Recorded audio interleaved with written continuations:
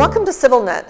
My guest today from Tallahassee, Florida is Pradiip Alvarez, who is a Venezuelan and active in civil society, politics. And Pradiip, thank you for joining us. Thank you for having me. I'm going to ask you about Venezuela, but one of the reasons I'm going to ask you about Venezuela is that the similarities with our neighbor Azerbaijan seem significant. You know, here are two countries with significant natural resources. Venezuela has the world's largest proven oil reserve base. And yet, here is a society that is dissatisfied, in many aspects impoverished, small middle class. And these days, you guys are out on the streets. Mm-hmm. How does this happen? How does it happen that a country with natural resources, and you can hear the envy in my voice, right? We don't have any. How does this happen? It's really unbelievable that having the largest oil reserves in the world, we have one of the worst economic crises, our political system, and we have many social problems still. And if you look back, 1999, the price of oil was $9 per barrel. Currently is above $100 per barrel. So there has been a huge increase in the price, and you would assume, you know, that the economy of Venezuela should be one of the best in the world, or at least one of the best in the region. But the reality is we are the country in South America that is growing at the smallest percentage every year. And just to give you an example, our inflation last year was 56.3%, which is the largest in the region.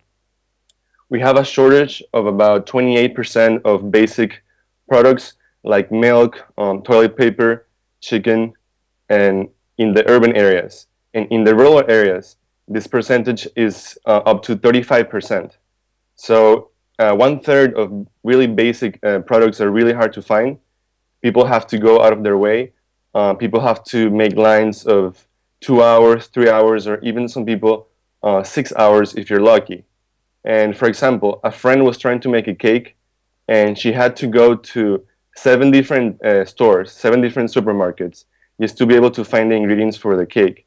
And this is just unbelievable in a country where we have so many natural resources, not only oil, but also minerals, and we should be able to use those resources more wisely and turn them into economic growth and prosperity. So is Venezuela not like Norway because of the people in charge, because of the people in civil society not demanding better, or is it because institutions just plain don't work? There are many issues in Venezuela. It's a very complex situation. For example, at the institutional level, we don't have a true separation of powers. The power is centralized in the government, and the party of the government controls the executive, legislative, and judicial branch. Sounds awfully familiar, but go ahead. You also have a very high rate of corruption. We have the highest rate of corruption in Latin America, perhaps after Haiti. And this is at every single level. So it goes from the heads of state, the ministers, to the local government. There's very high corruption. There's also another problem that is what Venezuelans consider the most important problem right now is violence. Last year we had, let me give you the number, an estimated number of 24,763 violent deaths, and our country only has 30 million.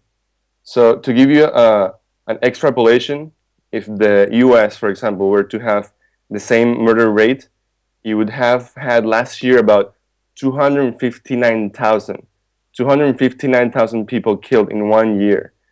And not only that, the impunity is about 92%.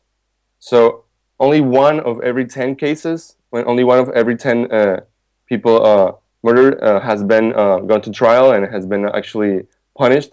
The other 92% are free on the streets and continue to commit crimes. So it's a very complex situation. What are the protests on the street for? Are they against something or are they for something? The protests on the street have been focused on three different things. They're demanding, the three main reasons are the shortage that I mentioned, the economic situation of Venezuela. There is a problem of violence, and there is a problem of censorship. And I discussed shortage and violence, but we haven't talked about censorship.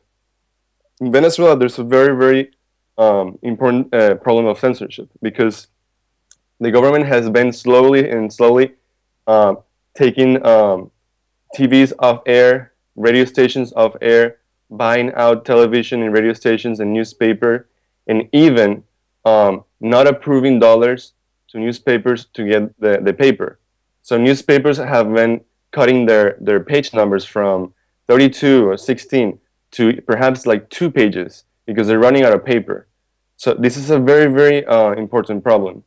And not only that, for example, during the protest on February 12th, not a single TV station was allowed to show the protest in local TV. In cable TV, there was one channel called NTN T24 from Colombia. That was the only channel showing the protest.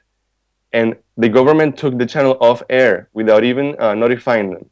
Just like that, the channel was taken off air, and nobody could see the channel. So again, the people on the street, the protesters, what are they demanding? Is it changing people? You know, Hugo Chavez died, he's gone.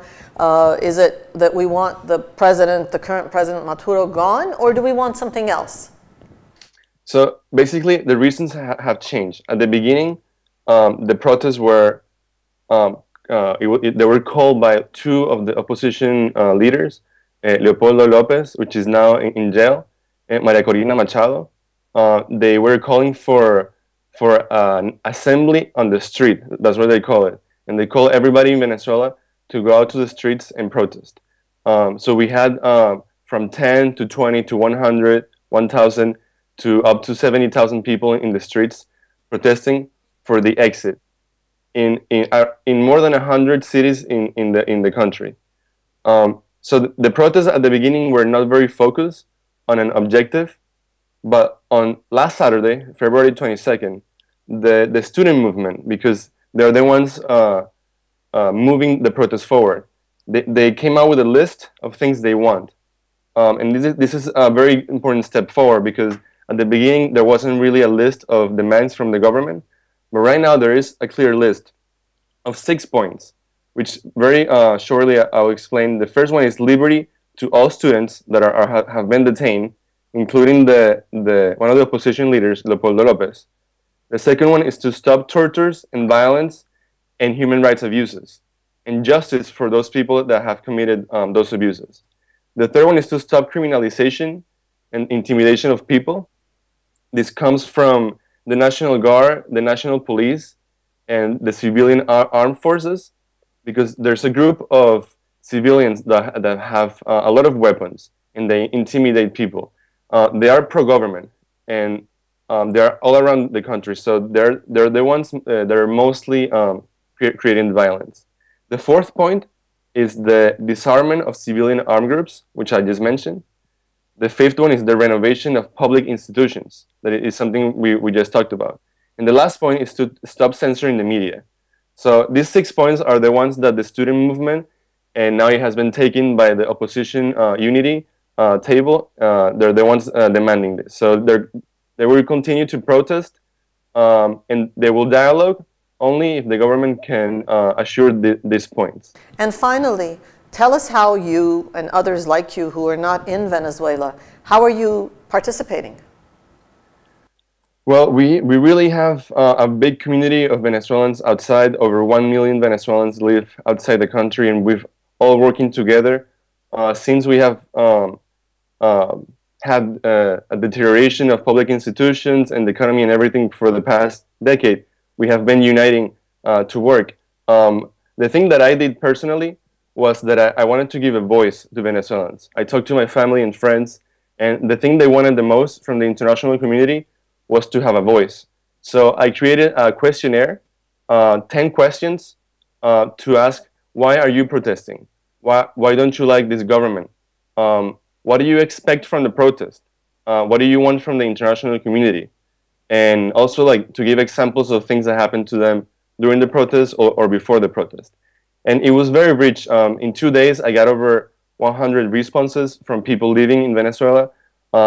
It's a very interesting questionnaire, and things like this, people are working all around the world to try to give a little bit and try to at least spread awareness and at least be a voice for Venezuelans outside, for people to know what's really going on and to understand the struggle of Venezuelans in the current crisis. You're good. Thank you. Thank you.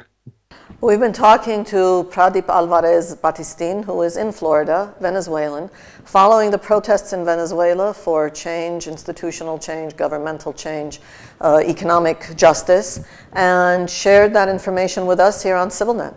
Thank you for following us on CivilNet.